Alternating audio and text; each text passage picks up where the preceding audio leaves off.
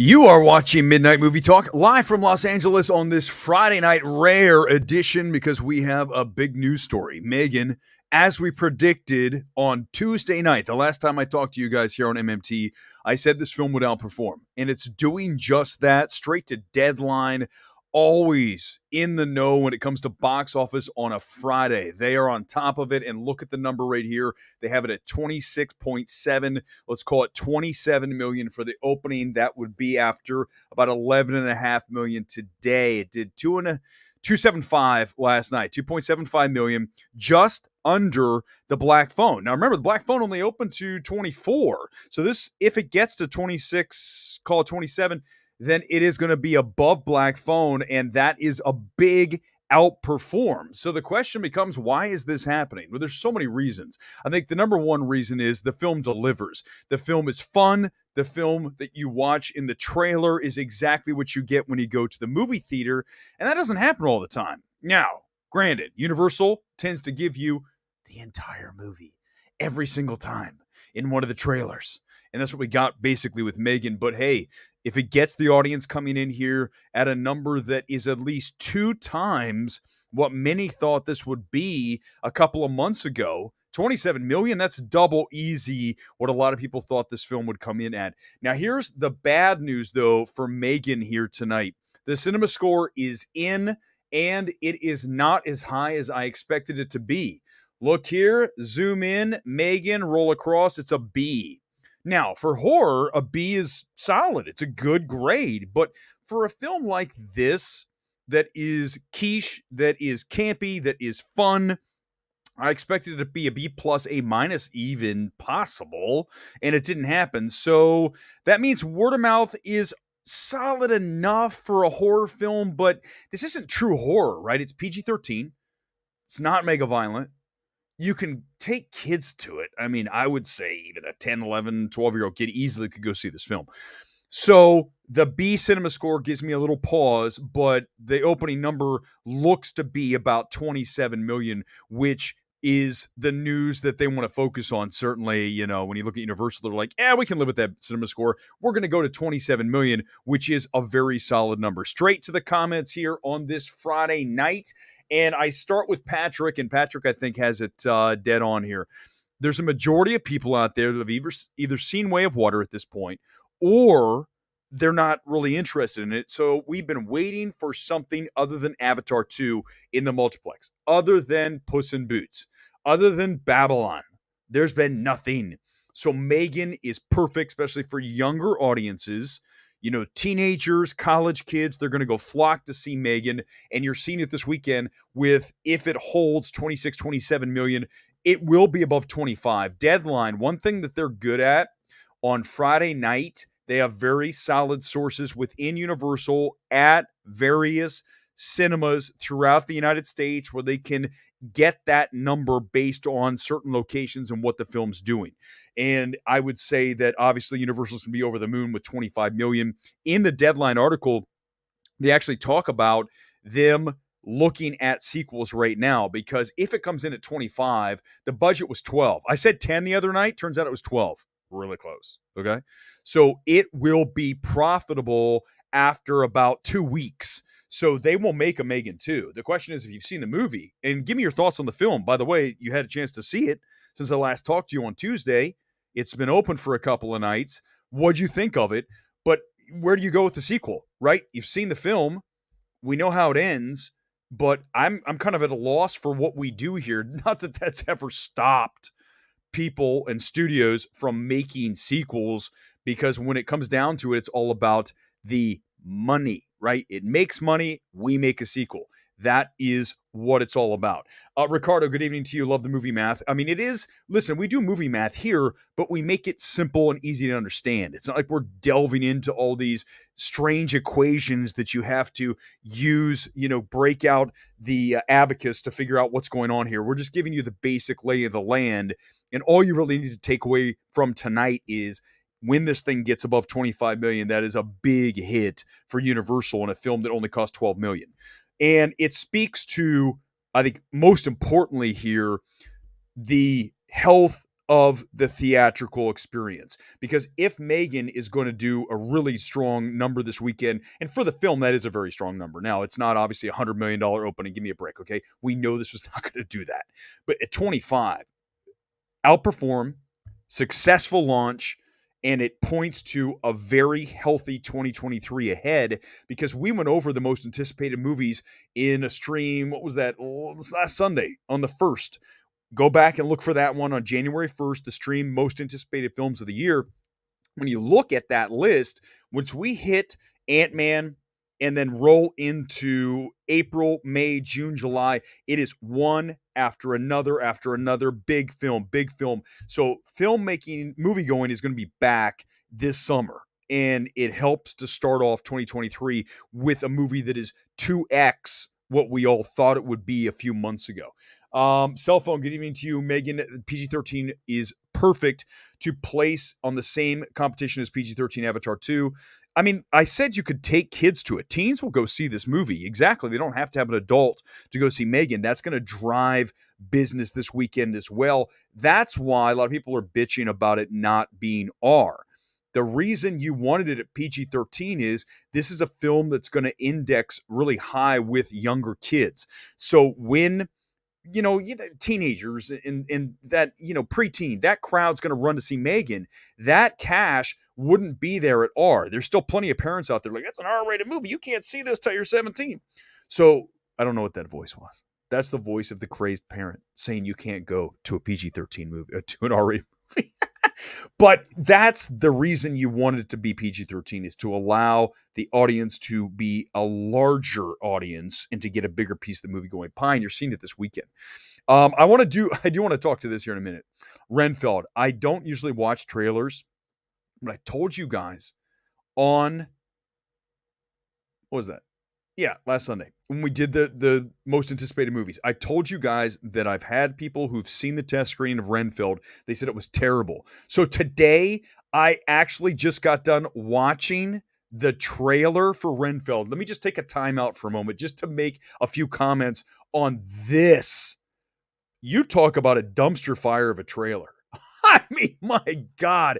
When I watch this thing, now this is the way we can get around it. There's the trailer, okay?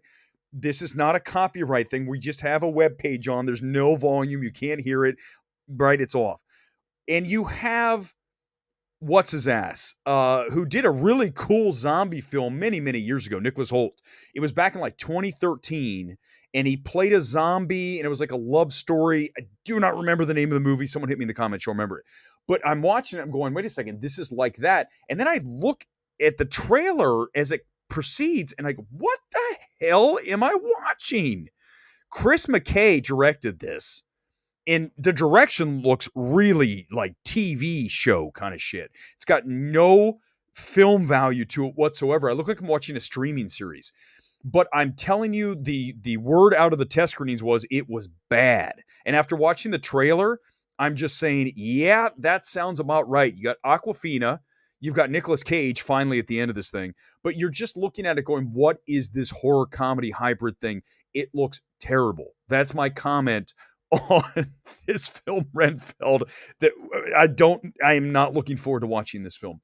Let's go back to the topic at hand here. Number one, is M3GAN outperforming this weekend? Whatever comments you have, get in here on this Friday night. And it is a strange night for us. We don't usually come out on Friday night unless there's a big story that I think that we need to talk about, such as M3GAN outperforming. I remember did a Friday stream about Lightyear when it was underperforming.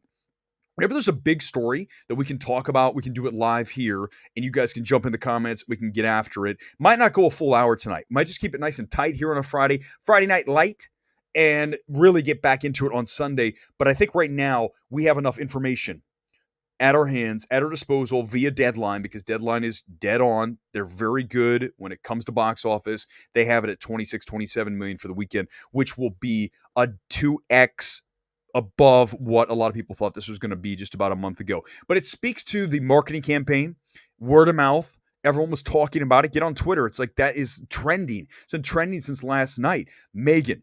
And that will drive business throughout the weekend, even with that B CinemaScore. I wish it was a B+ or an A-. That would be the best condition for this film. I'm just trying to figure out how it ended up at a B. Because usually when you have a film that grades down, now horror is always going to be low. But for this, with an upending, right? An upending, and then you have a PG-13.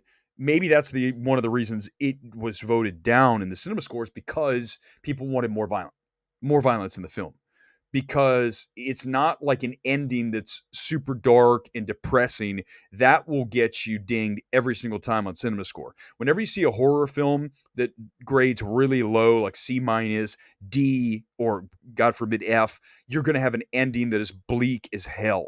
That's going to make people leave it going, oh man, I don't like how that made me feel at the end. That's the point of horror. Like a movie like Brightburn, it's just talking about today, where if you want a movie that is super dark with a kid, even though I know it's not a robotic doll, an AI doll, but you look at Brightburn and then the other one that I mentioned today, the Orion film about the kid, the not the Kindred, whatever the hell it was called.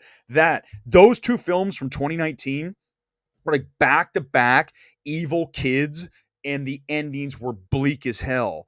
That is, if you want horror, that's where you go. M3GAN is a goof, a camp film, as we talked about here on Tuesday when I got out of it, but it delivers on that end, and I thought that it would do better on the cinema score. For whatever reason, it didn't. Warm Bodies, thank you. It's a film that I watched with you, Ken, in Boston. I liked Warm Bodies. Warm Bodies was really solid.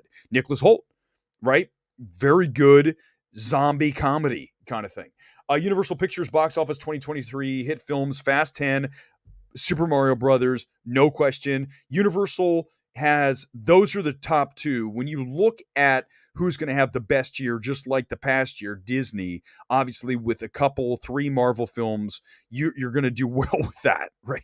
3 Marvel films to get started, and then you throw in everything else on the back end, the Pixars and Disney Animation, everything else is going to come at the end of the year. Warner Brothers should be out strong too. I still think The Flash does well, even though I know a lot of you are like, well, it doesn't fit into the DCU, so why am I going to see it? You'll go see it. You're going to go see Flash. We're all going to see it because it scored very well in the test screenings. And regardless of whether they follow that path or not, which Gunn apparently is not going to do, we knew that Ezra was out. We knew Ezra was out as the Flash.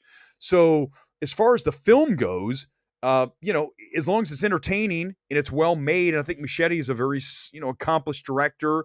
When you look at his ability to tell a story, whether I loved it in It Chapter 2 quite as much as a lot of people did, I wasn't as high on either one of those films, but I still think he knows how to tell a story. Mama is his best film. But when you look at Flash, I think it's going to be a hit. I mean, I know all these people that say, I'm not going to go to see the film because I'm angry at Warner Brothers, right? The angry Warner Brothers tweeters, the Zack Snyder Justice League associate producer people, those people that are all over Twitter, is really good marketing. Sleepy Skunk, 100%. Great marketing for M3GAN. And that's the key to like any successful film, right?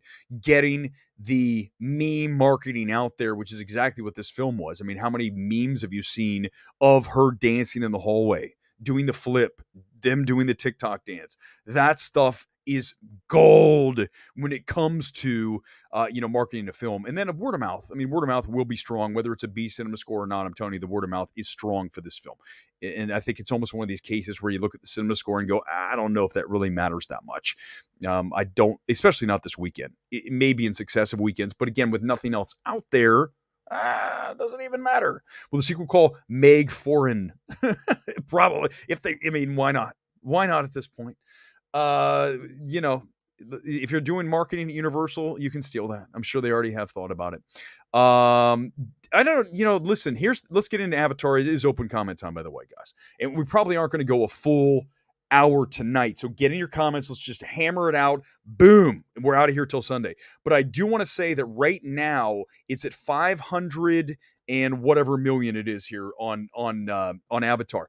I don't believe this thing's not going to get to 700 million. We'll talk about that on Sunday, but right now I don't believe that it's going to get to Top Gun.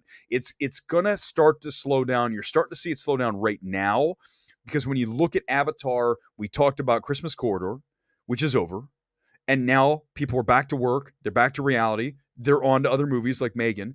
So you're going to see the film drop. I thought it would be 50%. Deadline's like 45 on the weekend, which will still push it about 30 some high 30s on the weekend. Very good. Another strong weekend. I just think at some point it's not going to get there. It should crawl to 2 billion. I don't think it's not going to fly past 2 billion. I think there's almost no way that Disney will allow this film not to hit 2 billion. They know that the PR will be disastrous if it does not hit 200 or 2 billion. It's just like, oh my God. We can talk about BAFTA long list. Let's do that real quick. As a matter of fact, I think that's actually a great thing I was going to mention. So let's do it. You guys know I know quite a bit about awards. Run awardsace.com. Let's look at the BAFTA short list. Give me 1 second. The long list, whatever. Sorry, long list. The short list would actually be the nominations. Let's pop it up. Give me 1 second. There it is. Okay. Boom. BAFTA short list. Okay. As I look at this and I see the films, now remember, BAFTA only goes with 5 best films, so you have 10 here. Of the 10 that we see here, you know I love seeing Aftersun there. Aftersun, British film, it's all over this thing. Aftersun is up and down the BAFTA long list because it's one of the best films of the year. It's my number 2 best film of 2022. So very happy to see it there. All Quiet on the Western Front, Netflix, a film that is rising. I did see who's the film Twitter guy from Britain, the critic. He was like, "Oh, quietly, All Quiet on the Western Front has become Netflix's biggest awards film." First of all, no, anyone paying attention knows that it was rising over the last few months. So I just think it's amazing when these people that are these quote experts come out of nowhere and say something that we knew, and they act like that was like something. Oh my God. I'm the only person who noticed this. No, we knew that All Quiet on the Western Front was rising over the past several months behind Netflix, behind all of the shortlists it made for the Oscars, and then pushing the hell out of it. Netflix doesn't mess around when it comes to FYC. You guys know I have my issues with it, Netflix, 100%. No doubt. I'm not going to even pretend that I don't. But they know how to market. They have the funds to do it. All Quiet on the Western Front is there for best film. Banshees of Inisherin, we knew. Elvis, we knew. Everything Everywhere, knew.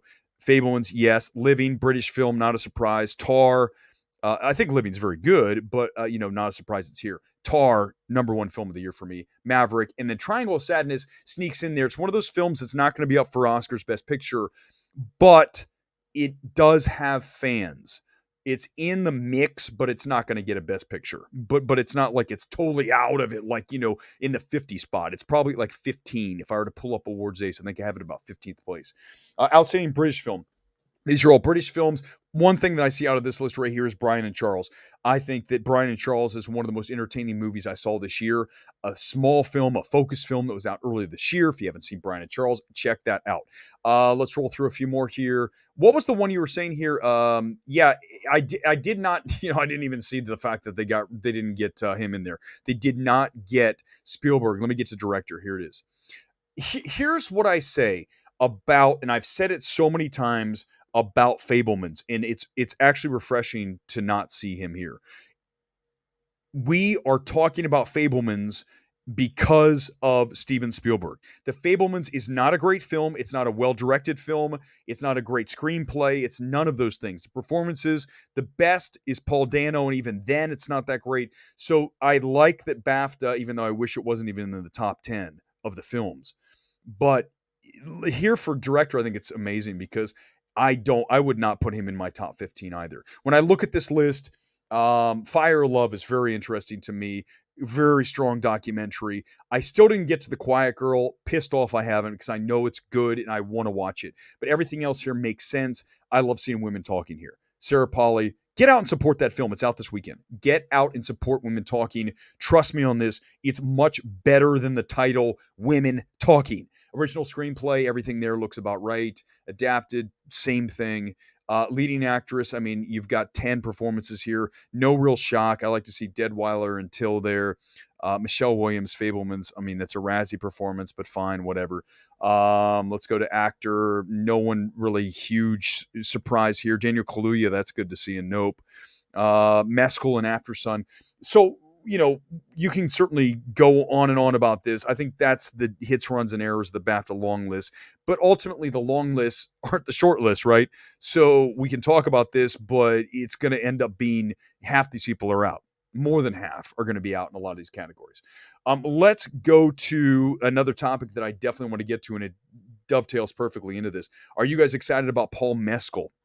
Mescal's going to be in Gladiator 2. Let me pull up the article here from Deadline, and it's one of their top things here. Here we go. Let's go. There's M3GAN making 26 million. Let me roll down here to Mescal. Where is he? I see him. Here he is. So he's going to be in the sequel to Gladiator. Ridley Scott's going to direct the thing.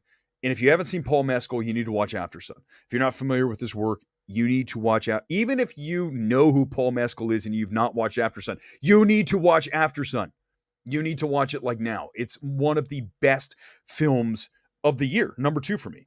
I've heard people toss around Mescal's name for 007. I think it's a smart move too. He's young. He's only in his mid to, I'm going to say 26, 27, somewhere in there. So he's not an old dude, but I think he could be perfect for Bond. You could run him for 10 years, get him up to 40, and then kick him. So it looks like he's going to get that.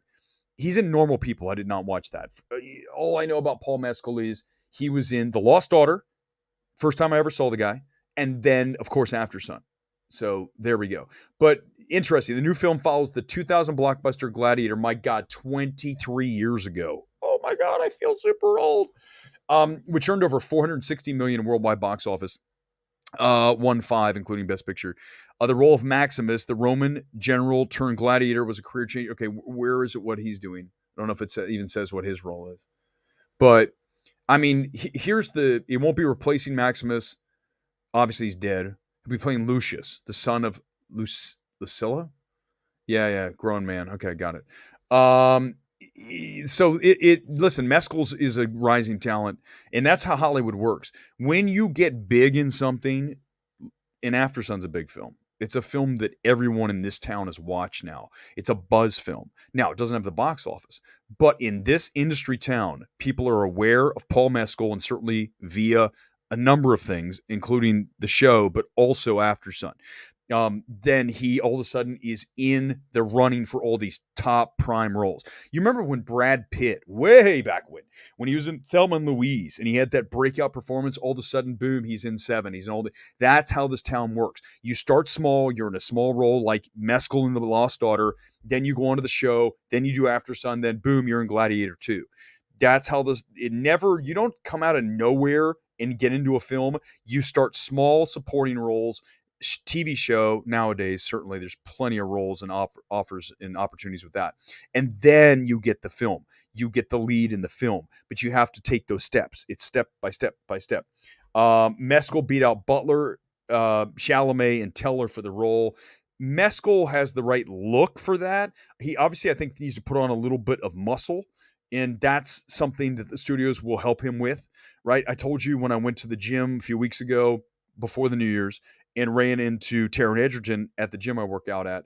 He is getting bigger and buffer. He's really thick in Taron Egerton. He is working out. Someone said could be the next Wolverine, and he has the physique. He can have that physique because he's already got a thickness to him. Paul Mescal, just remembered him from Aftersun. He can put on some weight and look better. You look back to, and we talk about, the physique critique all the time. When you look back to actors who have benefited from hitting the weights, you look at a Ryan Reynolds, you look at a Ryan Gosling, those two, Chris Evans. As soon as you start hitting the weights and adding just to your, physicality, you're able to play so many more roles. Now, the key is you don't want to get too big, right? Because if you get too big like The Rock, remember that movie Skyscraper? The problem with The Rock is that when you try to put him in a role where he's an accountant in an office in a skyscraper, it doesn't work because he's too big. He doesn't look the part of just the average Joe slaving away at the desk at the skyscraper. And that's why you need to, when you put on the size, like a Gosling, like an Evans, you need to get the right size, but not get too big. Because there's that level where you get to be like, just look ridiculous. And Wolverine, and I think that Jackman was about as big as you want to get. That's like for me, that's the perfect physique because he's not quite at that bodybuilder level, but he's also not just at the rip. He's right on that, right in between both spheres there, and that's a great spot to be. So Mescal needs to right now start hitting the weights, get a little bigger, right? And I think that listen, we can talk about, that's I specialize in the physique critique. We can do that. When we look back at, in fact, let me pull it up real quick because we're talking about this. I want to pull up Ryan Gosling from Place Beyond the Pines, because that's when he started to get bigger. When you look at Crazy Stupid Love. Okay, so here he is. This is it. Let's zoom in.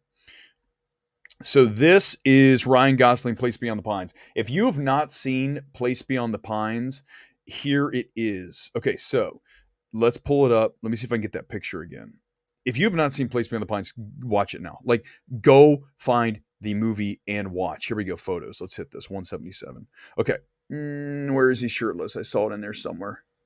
That's one. Okay, so when you look at, it's not as good as I want, but you can see this is when he started adding size. And when you do that, you have more of a presence on camera, and that's what Mescal needs to do. I mean, that's our physique critique here for Paul Mescal. His mission is to slap some weight on so he looks a little more meaty, because obviously in the role of Gladiator, I would even argue that, Russell Crowe he could have been in better shape for that film. I'm not saying he looked terrible. He looks bad now. And Russell's put on, how much weight does that guy put on? I mean, Russell Crowe, look at him in Thor Love and Thunder. He is big. Like, dude needs to go on a diet. Russell Crowe, Gladiator, hell, just anything like that. I'm still looking for the perfect picture of Gosling, but you guys know what I'm getting at. When you look at Gosling in Crazy Stupid Love, where she's like, you look like you're photoshopped. That is the difference when you are trying to, get to that next level. You don't want to get too big. I did not ditch Gore. By the way, I was supposed to go on with Gore today. Couldn't get on the show, not because he wouldn't let me on.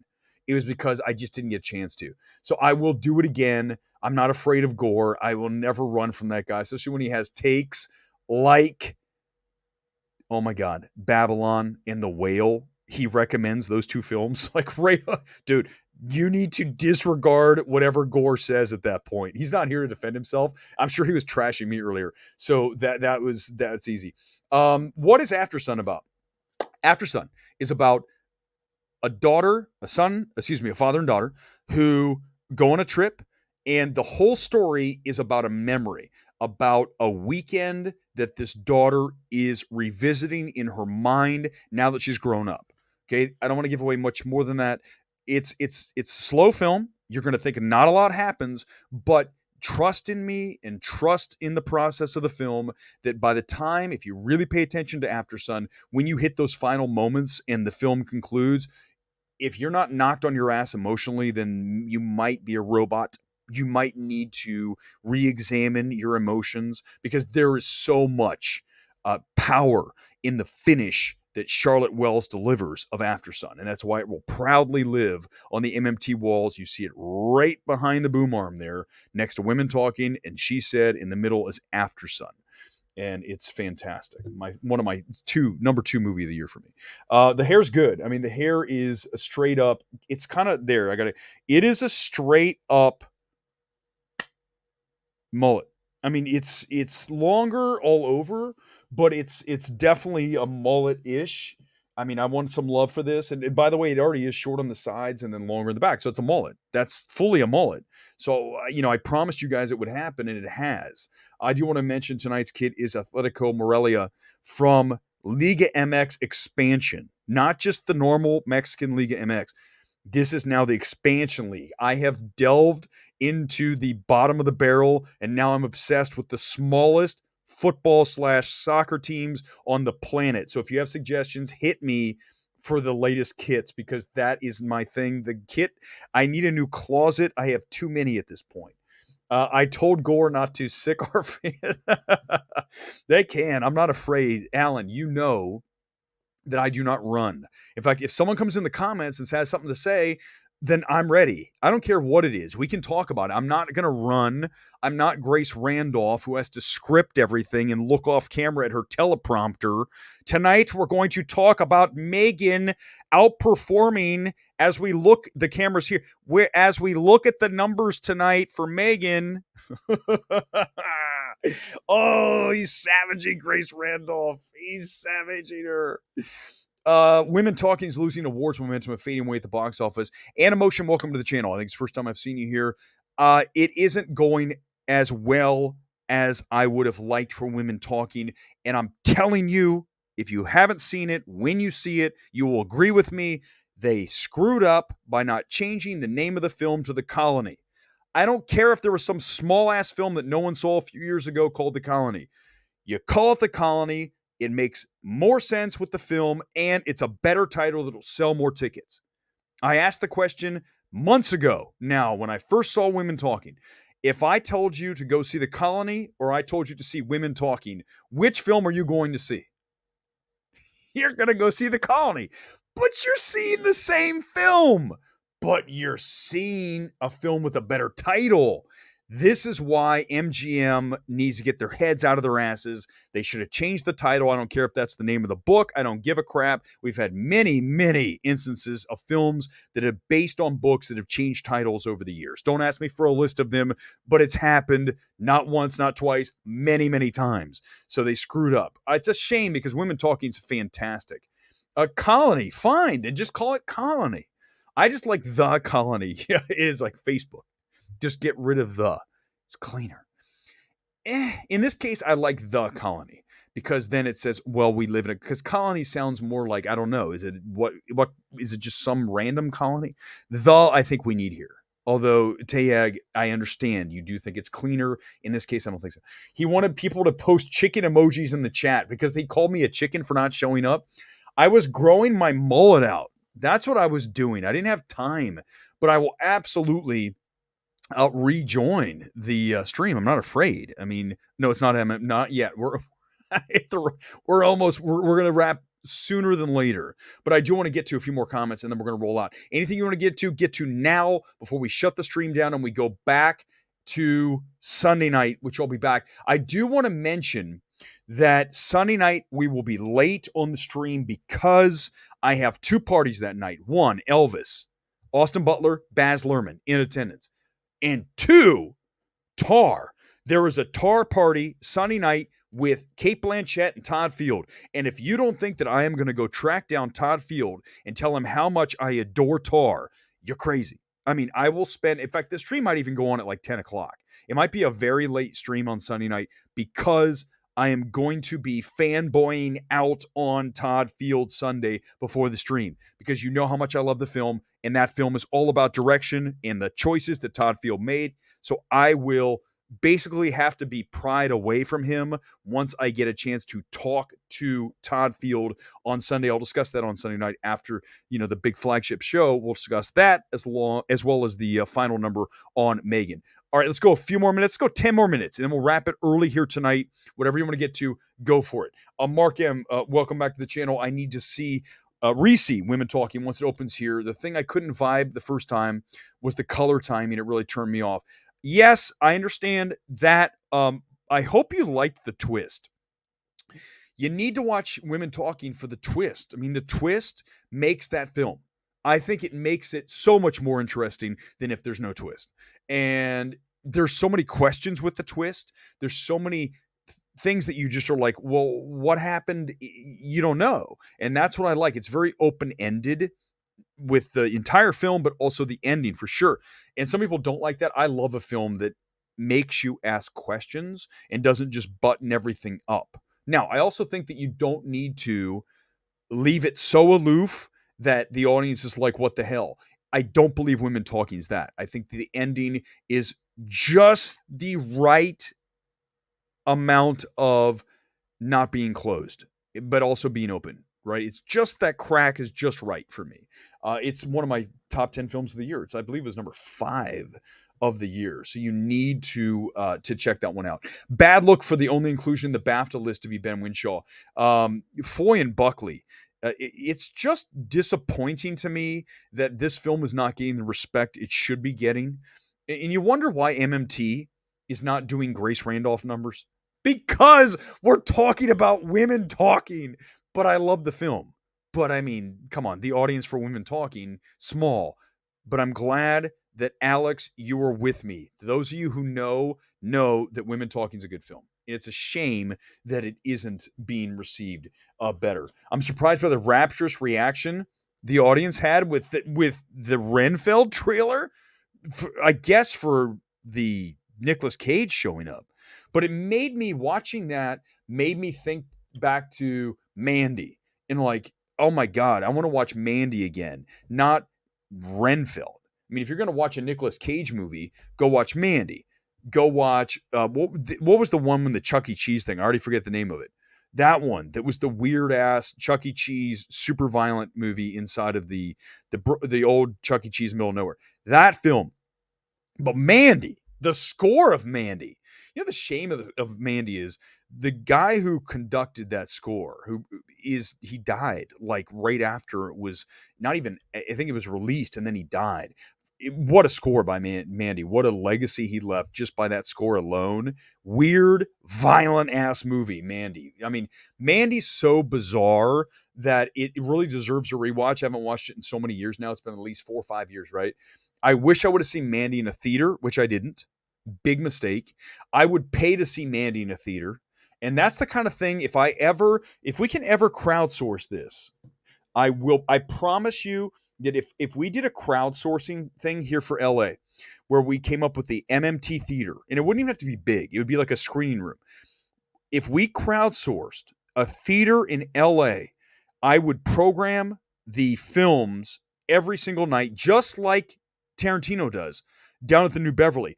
But our films would be cooler, they'd be newer, and I feel like sometimes New Beverly is so small. I feel like we can do something with that space. That if we had an MMT screening room, we would watch Mandy, we'd watch Good Time, we'd watch Ghost Story, we'd watch, recent films, we'd have Aftersun, we would show Women Talking. I mean, we every single night of the month, we'd have some cool, small, not always small, but usually small film that was completely overlooked. Funny Face, one of my favorite films from 2020. These films that just didn't get the love they deserved. And then people would watch and go, holy shit, this is amazing. All we need to crowdsource. Listen, I swear to God, we can honestly have an MMT studio in LA with like 30 seats in a small little office with a screen, with a good size screen, put in high end speakers, and we could charge $10 a ticket, 30 seats. And we could probably pay the lease based on that. In fact, I'm going to talk to Menzel because Menzel's very good at this. Maybe Menzel and I can come up with a way to have a small MMT/HCA, now that I'm HCA, screening room in LA where we pick films and show them in the room, and we pick viewers to come. I mean, we could do it, guys. It could happen. We can make this happen. All right, 5-minute warning. We'll go 45 minutes. We're going to give you 7 minutes and the show's over. Mandy, I just sorry, great unseen Nicolas Cage movie, Dog Eat Dog. Jimmy the Gent, welcome to the channel. Any kind of things you have, any recommendations, bring me these. I don't think I ever watched Dog Eat Dog. Give me recommendations. I try to get to these films, and that's, listen, if you work on the stuff that I give you, such as Funny Face, such as Mandy, such as Aftersun, if you do those, give me some films. And I will get to those if I haven't, because there are films that I've missed over the years. I mean, you look at Mandy's actually a film that I think has enough of an audience and enough attention on it that you probably have heard of Mandy. But when I mention something like Funny Face from 2020, 2021, I believe, you guys would be like, what the hell? No, I don't remember that. Gretel and Hansel. It's bigger, had a theatrical release to it, but that would be an MMT film that we would show, Gretel and Hansel, with that score just dialed in super loud. The thing about the MMT studio, if we ran it with like 30 seats, the volume would be blasted. Like we would take that to the highest level possible where it would probably be dangerous to be in the room. But we'd be blown away by whatever the film was. We'd have Dolby. What's the highest Dolby? 7.1, 9.1, 15.1. We'd have Dolby 45.1 inside of the theater. And I would actually invite Brett Morgan, director of Moon Age Daydream, to do the sound. If we could crowdsource it, I would have Brett design the sound in the room because he's unbelievably talented. And I can reach out to him. and he could do the sound, and we can have our little screening room in LA. If you're up for that, give it. Come on, guys. Let's do it. In my life, I got to be honest with you. I have been able to, when I think about things like that, I go, how could we make this happen? I think we could. And maybe it wouldn't even be 7 nights a week because I think that'd be too much. Maybe it's just open on the weekends, just on, Thursday, Friday, Saturday, Sunday. 4 days, the screening room's open, $10 a ticket, 30 seats, $300 a show. And they would just be in a basic office building somewhere in Burbank because it's close to me. And you would drive here and you could watch. And if you wanted to fly in, you could even pay for whatever movie you wanted to show. Whatever movie you wanted to show inside of the 30-seat auditorium, you would be able to show in Dolby 45.1. Whatever, whatever the loudest, most ridiculous sound system is, we would do it. MMT Live from MT Theater in Burbank with a live reaction. We do the show live after that. 100%, like a Q&A, we would actually invite, because we're in LA, we would invite the director of Mandy to show up. We'd invite the director of Good Time. We would invite Brett Morgan, and we'd show Moon Age Daydream. Hopefully the screen will be a good size. I can't promise you we're going to have a huge screen, but one thing you need to know about LA, I've been to all the screening rooms. So there are screening rooms across Los Angeles. They are private rooms the studios rent to screen the films for critics, for journalists, for whoever wants to see them. Talent's been there. If you have CAA agents, will come into those things. William Morris, they all want to come see the movie first. So our screening room would have, like I said, 30 seats, not very many. And the screen would be like one of the smaller screens at your theater. Not huge, but big enough where you'd be like, this is good. But the sound would be so dialed in that would make the whole thing. You'd be like, the screen's fine, but the sound is like the old Mescal, right? The guy with the hair going straight back, Mescal tapes. Those of you in the old, give me a like if you remember that.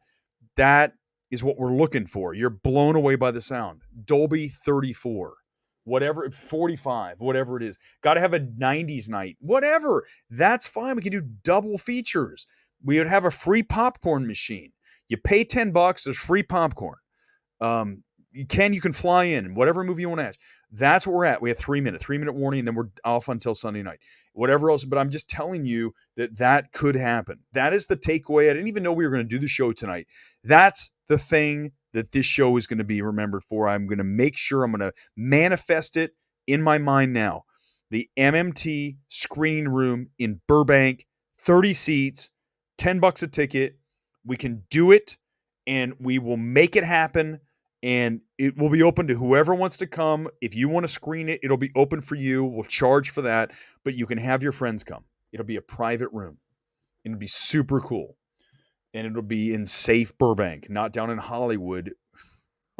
That's a whole nother stream. I did like the twist of women talking. Mark, good evening to you. The tinting of the cinematography annoyed me so much. I've read Polly talking about it. I get the choice. It irked me. I'm a cinematographer. So am I. And I understand. For me, it didn't bug me as much, but you're not alone. There are people who feel that way. I'm a cinematography geek. I am an editing freak. I'm a score nerd. When it comes to all of those things, I really want to, a film that has all those elements, I'm in on, right? So cinematography in Women Talking is very strong. Score is great by Hildur. And then you have direction by Sarah Polley. Those three elements make the film great. The title sucks, and it's unfortunate that it was called Women Talking. I knew it was going to not do well because no one wants to see a film called Women Talking. I didn't want to see a film called Women Talking. I didn't even want to have anything to do with it until I saw it. Less than 2 minutes. Dog Eat Dog isn't the film that got taken away from Paul Schrader. Don't know that. I need to watch Dog Eat Dog, but Paul Schrader, I had a chance to talk to him at the A24 party like 2 years ago. That guy is hilarious because he is he pulls out the gun and just starts shooting. He is not holding back. When he'd be great for MMT. Bring him on as a guest. Paul Schrader would just go off on things. He's just a no-nonsense guy. I just remember him going, I asked the question, he'd be like, holy shit, this guy's just unloading. Really cool dude. Any other things? Last minute. Final minute here tonight on this Friday. We're back on Sunday, late on Sunday, because of the double FYC party. Elvis, Tar, two of my favorite movies of the year. The main talent will be there, including the directors. I'll be in heaven on Sunday. Sunday night, we're back here at about, I'm going to guess 10. So an hour late on the stream, but we'll have M3GAN outperforming, reaction from those FYC parties, a look ahead to the Golden Globes. We got a bunch of stuff going on. It's a very busy week out here in LA. Thank you for joining us on MMT. The stream is going to end at this point. I'm back on Sunday. I will see you guys on Sunday night, live from Los Angeles, late stream, later than usual on Sunday. Good night, live from Los Angeles. Eric Weber is out.